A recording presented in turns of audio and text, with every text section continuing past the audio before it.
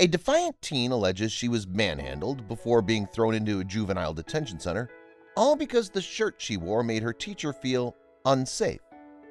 Take a look, then decide if you believe her story and think she deserved to be locked up.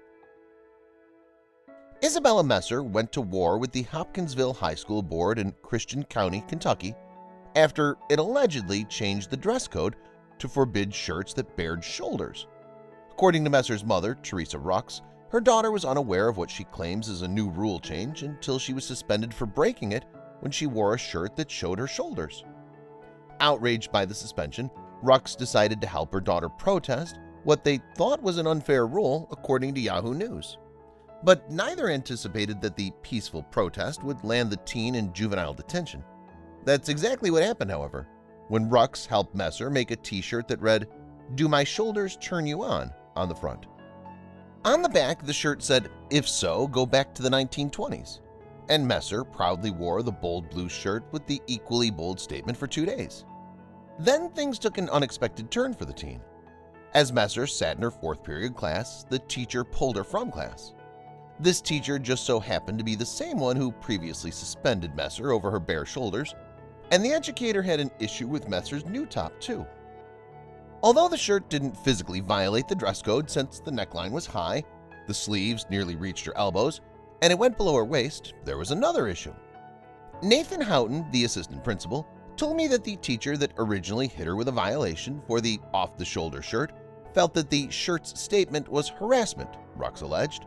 Later, she claimed the new school principal, John Gunn, and someone from the school board told her the violation was actually for sexual content. Regardless of the reason for the teacher's complaint, Messer resisted going to the office over the dress code, protesting the shirt. "I said, it goes to my neck, it's not a dress code violation. And I tried to call my mom and they tried to take my phone from me," Messer said. That's when things took a turn for the worst.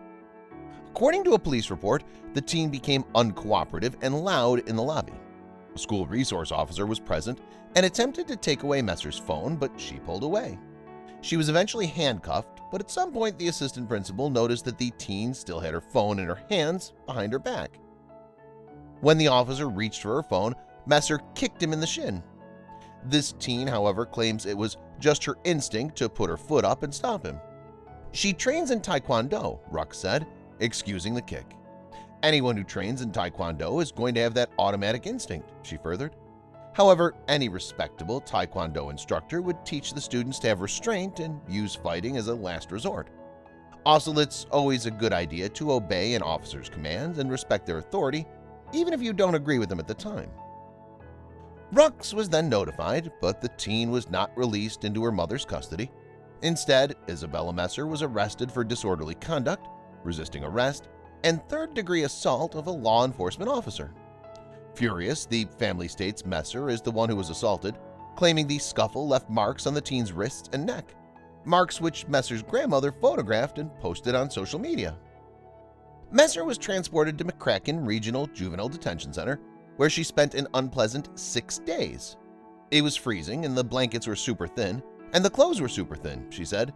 "The food tasted super horrible too, so I was not eating a lot," she added, describing the detention center where she further alleges she was with girls who had stabbed other kids and attempted murder. Messer was eventually released for her first court date, which also happened to be her 15th birthday. However, she did not return to school. Instead, her mother enrolled her in an alternative school. When the teen isn't at school, she's on house arrest and allegedly can't even go outside to her own backyard, pending her next court date, which was scheduled for the following month. All Christian County public schools have a dress code for students, the Christian County Board of Education said in a statement, according to the Kentucky New Era. "Our students, along with their parents and guardians, are aware of dress code rules and the code's enforcement." Teresa Rux is standing behind her daughter and has launched a #SupportBella campaign on social media, complete with shirts, of course.